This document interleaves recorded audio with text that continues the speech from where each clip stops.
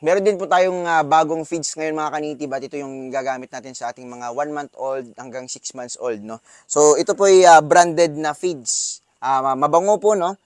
Yan, napakabango dahil nga branded itong feeds na to.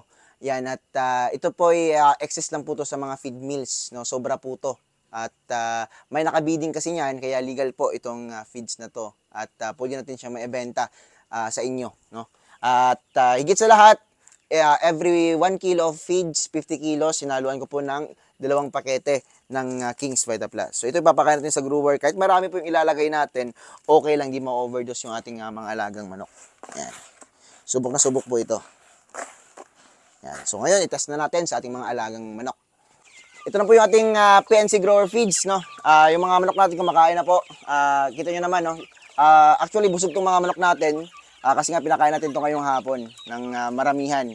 Yan. At yung pinakain ko is yung last ko pa na pinapakain, which is yung ating Integra 2 na may corn grits.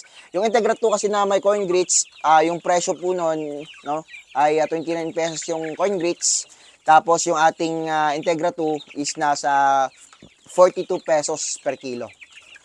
So mahal siya, no? Unlike dito sa 26 pesos per kilo, no? May nag-add pa ako ng freebies na King's Vita Plus. Sulit na sulit po, no? Napakamura. Almost half yung pinagkaiba ng presyo. Yan. No, lalo na sa Integra 2. Yan. So itong dito sa PNC Grower Feeds, no? So dapat talaga dito is mariskarte tayo, no?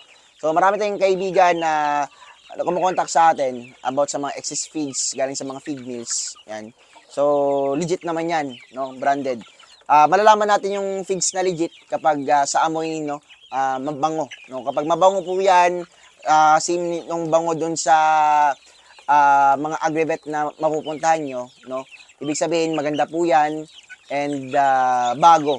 Yan, hindi amoy bukbok and yun nga, no? Maganda yung protina na mapupunta sa ating manok. Sulit yung pera natin.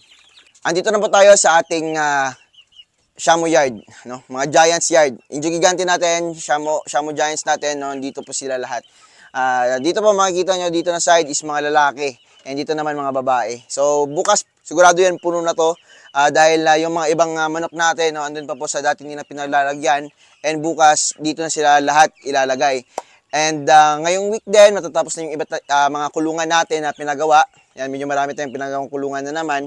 Para po yan dito, no? And yung pinaka-extension nito is yung ating grower. Siguro this week din matatapos na yung grower natin. Dito na po tayo sa ating brooder. Sa ngayon tapos na po yung setup sa ating brooder, no? Pero hindi pa lahat ng brooder andito. Yung iba nasa labas. And ngayong week din is matatapos na yung ating pinagawa ding brooder, no? So napagawa tayo ng mga pang-Shamo natin, mga pang-Giants, and brooder ng Shamo and brooder din sa ating mga heritage. So talagang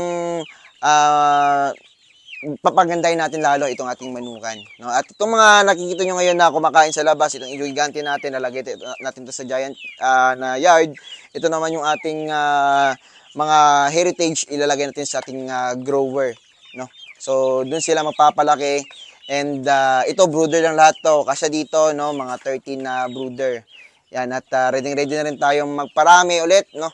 And mag-produce ng marami para sa mga partners natin, no, na karinderya restaurant. And syempre, soon sa ating ipapatayong restaurant, no. Dito po yan sa Pulomolok.